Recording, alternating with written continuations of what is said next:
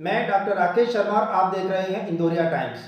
वर्तमान राजस्थान सरकार जिसने विगत 4 सालों के बजट के अंतर्गत जिस तरह से आम जन के हितों को ध्यान में रखते हुए निर्णय लिए, ठीक उसी प्रकार से सरकार के अंतिम चरण के दौर में जहां अंतरिम बजट के अंतर्गत उनके द्वारा प्रदेश को 19 नए जिलों की सौगात दी गई है, 3 संभाग बनाए गए हैं। यानी कि यदि ये कहा जाए कि एक तरह से पूरे राजस्थान की तस्वीर बदल कर रख रही है। सरकार के द्वारा बनाए गए 19 जिलों के अंतर्गत कोटपूतली बहरोड जो कि एक नया जिला डिक्लेयर किया गया है, जहां गुड गवर्नेंस की बात को लेकर के स्थानीय विधायक, उच्च शिक्षा गृह राज्य मंत्री राजेंद्र सिंह यादव बराबर पैरवी करते रहे हैं कि उनके द्वारा उनके क्षेत्र में किसी तरह की कोई असुविधा आम जन को नहीं होगी। बहरहाल राइट टू हेल्थ को लेकर आज 5वें दिन भी शहर के तमाम चिकित्सालय बंद रहे और राइट टू हेल्थ को लेकर के नए जिले कोटपूतली बहरोड के अंतर्गत जिस तरह से निजी हॉस्पिटल से जुड़े चिकित्सकों के द्वारा मोर्चा खोला गया है और उन्होंने मोर्चे स्थल के रूप में स्थानीय नगर परिषद सेंट्रल पार्क को चुना है, जहां सभी लोग मौजूद हैं, जो बताना चाहते हैं आखिर सरकार किस हद तक निजी चिकित्सकों को परेशान करने पर आमादा है। लेकिन यदि सरकार उन्हें इस तरह से जबरन राइट टू हेल्थ के अंतर्गत कार्य करने के लिए विवश करेगी तो वो न केवल इस बिजनेस को छोड़ देंगे, हॉस्पिटल को बंद करने पर आमादा है और जब तक बिल वापस नहीं होता है यह स्ट्राइक जारी रहेगी, चाहे उन्हें फिर गली नुक्कड़ में या धर्मशाला में या कहीं भी जाकर मरीजों का इलाज क्यों ना पड़े। लेकिन वे अपने निजी हॉस्पिटल को तब तक नहीं खोलेंगे, तब तक संचालित नहीं करेंगे जब तक कि बिल वापस नहीं हो जाता। चलिए आपको लिए चलते हैं कोटपूतली नगर परिषद सेंट्रल पार्क में, जहां मौजूद हैं क्षेत्र के जाने माने चिकित्सक जो कि अपने अपने क्षेत्र में जिनका बहुत बड़ा इन्वेस्टमेंट है, बहुत बड़े भवन है। यानी कि यदि देखा जाए तो प्रदेश की राजधानी जयपुर एसएमएस पे भार को कम करने में कोटपूतली क्षेत्र का बहुत बड़ा योगदान है। ये राइट टू हेल्थ बिल है ही नहीं, यह राइट टू किल बिल है, डॉक्टर्स के लिए किल बिल है, या यूँ कहें कि इसमें हेल्थ नाम कोई चीज़ ही नहीं है, ये केवल ट्रीटमेंट के लिए बिल है। जो ट्रीटमेंट ऑलरेडी पहले से मिल रहा है, जनता को फ्री में मिल रहा है, वो उस बिल को बिना बात उसके जो जो जो बिल उसमें ऑलरेडी मिल रहा है उसके बावजूद भी नया बिल और ला रहे हैं जो उसकी आवश्यकता ही नहीं है। अब बिना सोचे विचारे करके उन्होंने केवल वोट बटोरने के लिए एक बिल लेके आए हैं कि जहाँ पे फ्री में ट्रीटमेंट देंगे।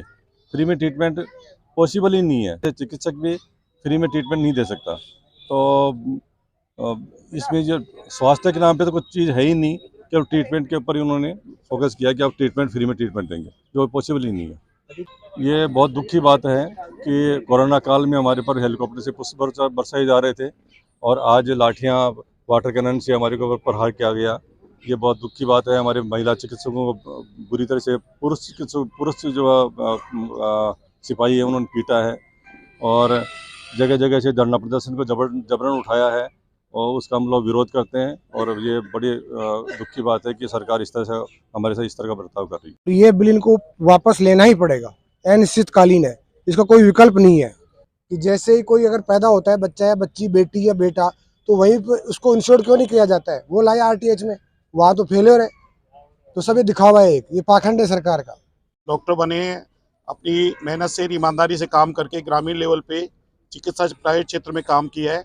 हम गवर्नमेंट का सारा जो है लोड जो वहन कर रहे हैं, अच्छी सुलभ, त्वरित और सस्ती चिकित्सा सेवाएं दे रहे हैं क्षेत्र में।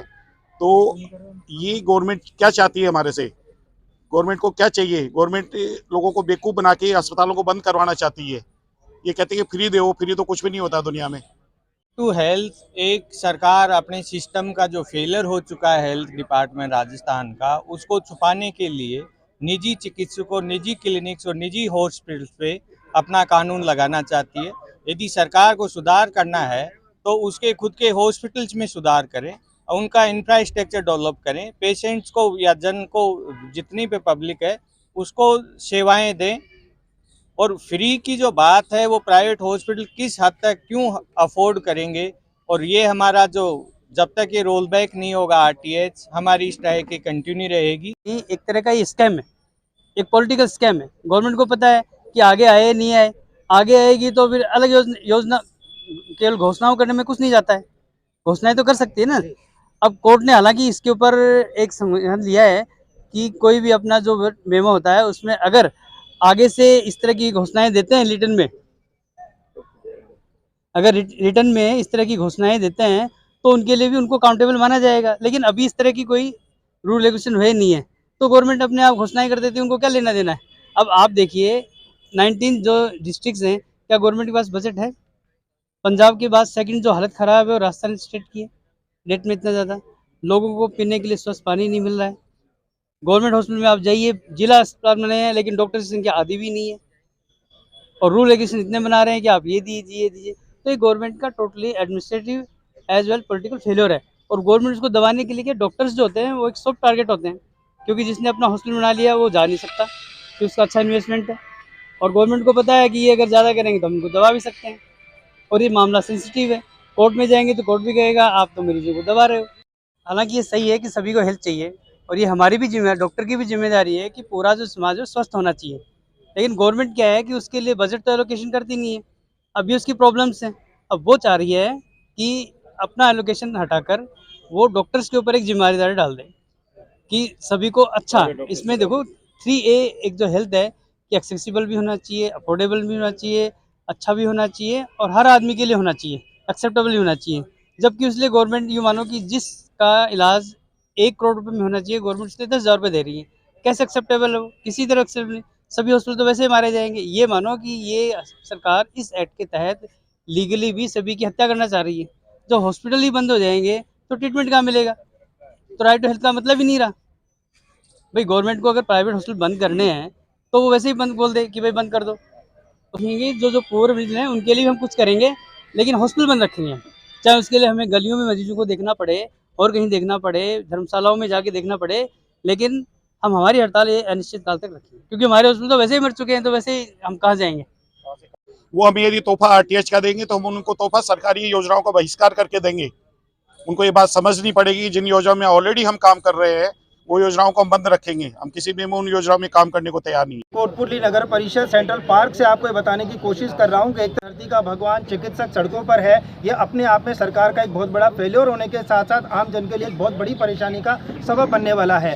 ये कोटपुतली के तमाम वो चिकित्सक हैं जिन्होंने न केवल करोड़ों की संपत्ति लगाकर बड़े बड़े हॉस्पिटल और उसके अंतर्गत संसाधन इकट्ठे करके क्षेत्र को ये बताने का प्रयास किया है कि जिला बेशक आज घोषणा की गई है, लेकिन कोटपुतली क्षेत्र अपने आप में एक ऐसा क्षेत्र माना जाता रहा है जो जिला ना भी था तो जिले से कम भी कभी नहीं रहा। करके जैसा कि अभी डॉक्टर राजेश ने बताया कि मेडिकल डिपार्टमेंट अपने आप में एक ऐसा सॉफ्ट कॉर्नर है जिसके अंतर्गत सरकार अपनी मनमानी करती रही है। वो दिन सरकार को नहीं भूलना चाहिए जबकि कोविड के अंतर्गत राजस्थान दुनिया भर का रोल मॉडल माना जा रहा था। उस समय भी यही चिकित्सक थे जिन चिकित्सकों ने यदि मदद नहीं की होती तो संभवतः मुख्यमंत्री अशोक गहलोत इस तरह की अपनी बड़ी बड़ी बातें और योजनाओं को लागू नहीं कर सकते थे। बहरहाल अभी डॉक्टर राजेश ने जिस तरह से कहा कि चाहे हमें मरीजों के हित में जाकर धर्मशालाओं में, गलियों में, नुक्कड़ में जाकर इलाज करना पड़े, लेकिन सरकार के सामने घुटने नहीं टेकेंगे। इस तरह की स्थितियां यदि रहती है तो सरकार जहां अपने आप को रिपीट करने की योजनाएं बना रही है, यदि हर आदमी सड़क पर आएगा तो न केवल सरकार के लिए बल्कि आम जन के लिए भी परेशानी कम होने वाली नहीं है, बल्कि परेशानियां बढ़ जाने वाली हैं। समय रहते जल्दी ही सरकार को इस पर कोई ना कोई कदम उठाना चाहिए।